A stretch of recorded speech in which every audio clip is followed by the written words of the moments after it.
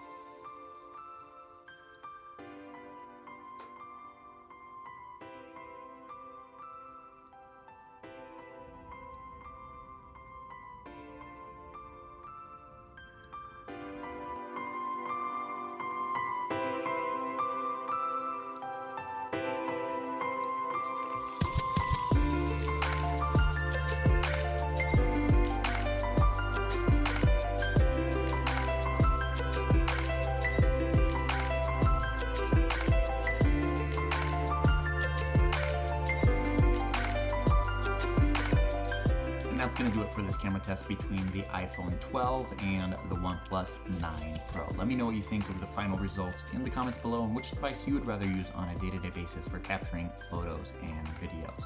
I do have a full review of the OnePlus 9 Pro coming up, so make sure you subscribe to the channel and stay tuned for that. Thank you guys so much for watching, and I'll catch you in the next one.